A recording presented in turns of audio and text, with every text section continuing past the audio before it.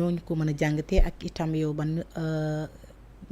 gox nga féetee jamono jile jëm ci li nga xam ne moo di vente carte yi. waaw man parti bi daf maa dénkoon commune des Parcelles Assainies maa ngi leen di remercier d'ailleurs ci confiance boobu di remercier le président du parti ak le secrétaire général du parti mais également la commission de SN Massification ak le président du comité national de placement des cartes dañu ma désigné woon comme commissaire du placement des cartes dans la commune des Parcelles Assainies te xam nga ni parti bi lancement bi daf ko def dans le département de Dakar mu ciblé ci ñetti communes Plateau Grand Yoff ak Parcelles Assainies ñu démarré ko ce samedi 4 juillet mais Adja Binta man li ma gis musuma koo gis moo di c'est-à-dire mobilisation yi bi sénégalais yi am ci jëndum carte yi xër biñ ci am nga gis ñoo xam ne dañuy ñëw ne la parti bi daal dafa déconné parce que prix bi dafa yomb dañ ko waroon def 10 000 mbala 5 000 nga gis ay muskalaf ay kilifa ñëw rang ñetti waxtu rien que pour am carte bi sama yaram da doon daw fi ñu ko doon defee au départ prévoir ñu woon def fa bâche mais dañoo mujj dem def bâche comme xew mais tambour battant bi ñu tàmbalee jaay carte yi ba 22 heures tu n'as même pas 5 minutes pour dem mun a julli ndax dafa bloqué affluence ndax mbooloo nit ñi di ko jënd avec enthousiasme nga gis ñoo xamante ne dañ koy jënd nga gis seen kanam mbégte boo xam ne ak détermination boo xam ne Pastef daal du ay caaxaan Pastef du ay caaxaan donc sénégalais yi tey dans leur écrasante majorité Pastef lañu àndal te ni ma gisee nii ñuy jëndee carte gi combat ci boppam moo fi di la am maa la wax lii ni ma gisee sénégalais yi détermination bi ñu am fulla ak fayda bi ñu ci am mobilisation biñ ci def ba fii may wax ak yow nii samedi dimanche la ñu jaay carte yi au niveau des Parcelles Assainies le premier jour malgré ñu yéex a tàmbali ñu ngi commencé presque vers midi jaay nañu 1500 cartes yoo xamante ne amul jënd ñaar wala ñett ku nekk benn carte ngay jënd parce que ñun instruction yooyu lañ ñu jox parce que dañu am comité bu toog le deuxième jour jaay nañu 1650 cartes bokkul ak ñi nga xam ne ñi ngi jënd carte yi en ligne affluence boo xam ne man musuma ko gis c'est-à-dire sénégalais yi li ñu amoon li ñu xamoon moo doon benn responsable politique ñu nekk ci ab koñ ñëw jënd 100 cartes 200 cartes di ko maye à gauche à droite léeg-léeg sax nga jox carte yi koo xam ne amul benn conviction ci combat politique bi nga nekkee mais sénégalais yi ñoom ñooy déplacé wu et ils t'appellent de partout partout amul réew bu ma woowul dafa mel ni jamono ji Pastef quand même dafa lancé défi opposition bi waaye itam li nga xam ne moom moo jëm ci defaraat parti seen parti maanaam tey jilee ni ngeen ko digitaliser nit ki du muy amee carte bi di ngeen mën a par exemple ñaan ñoo ko yàlla mais scandale bu amee bu ñu tuddee turu Pastef immédiatement mën ngeen dugg xam kan la fan la absolument mais également gis nañu aussi dañ leen doon tuumal mbirum ay fonds occultes entre autres yooyu nga xam ne dañ leen ko doon tuumal tey jii mën nañ wax bu fekkee par 1000 francs ngeen di jaayee carte bu tolloo si presque 1 million am ngeen 1 milliard dugal ngeen ko 1 milliard te dina ko sax ëpp xam nga lu tax gis nga carte bi mi ngi nii c'est une carte digitale gis nga fi mu nekk nii bii sama carte bii boo ko foroon fii ci mbedd bi fi mu ne nii amalu la benn njëriñ parce que parce que simplement man kese pour man kese la dafa mel ni sama carte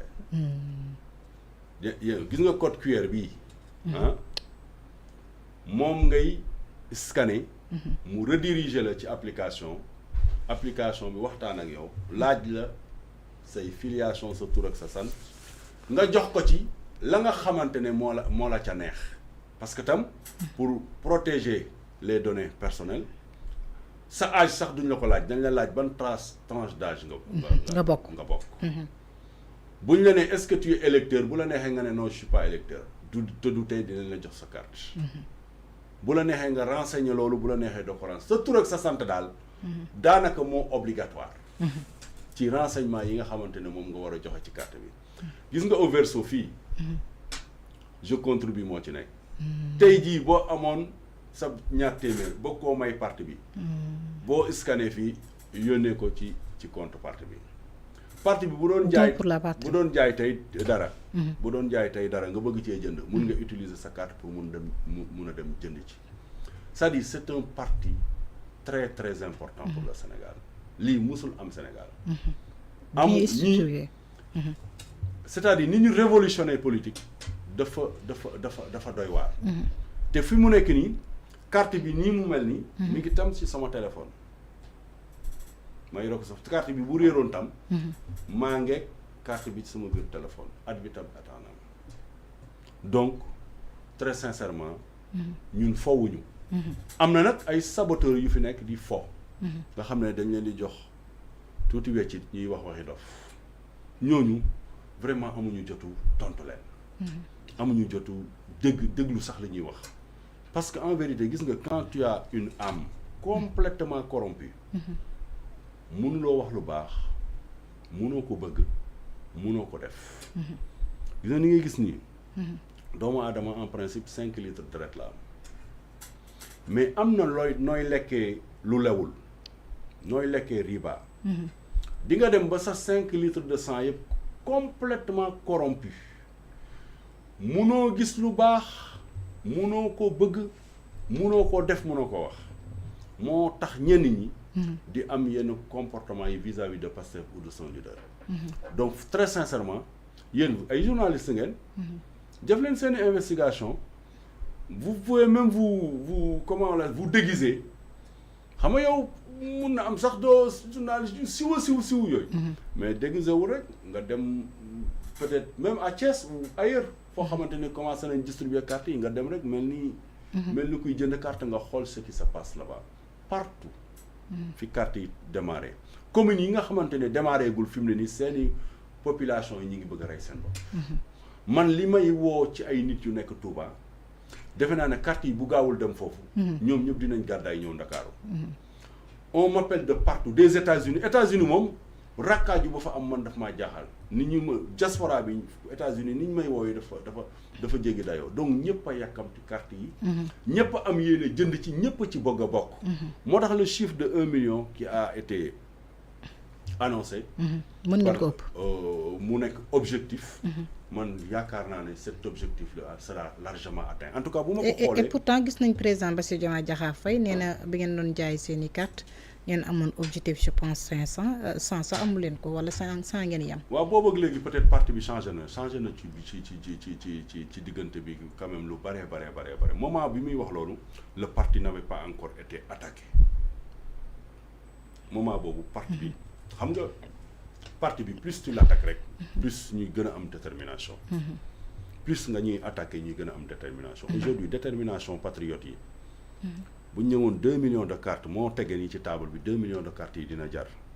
gis nga tey bu nekkoon tey topp nañu population parcelles yi ni ñu bëggee woon jënd carte yi peut-être man quota bi ñu ma jox jeex na bu yàgg parce que day am ñu ñëw di bëgg 100 cartes 50 cartes ñu ne non c'est pas possible yow daal di nga jënd sa carte boo ñëwee nag bëgg a jëndal sa yaay wala sa papa wala sa nijaay wala sa bàjjen ñu xool gis ne personne âgée la mun nañ la boo indee pièce am mun nañ la jox carte yow boo demee nga activer ko parce que carte bi itam boo ko jëndee nii rek sans ñu activer ko elle n'est pas valide il faut ñu activer ko parce que boo ko jëndee nii lii sans ñu activer ko elle n'est pas valide. Il faut ñu activer que pour nga adhérer nekk ci base de données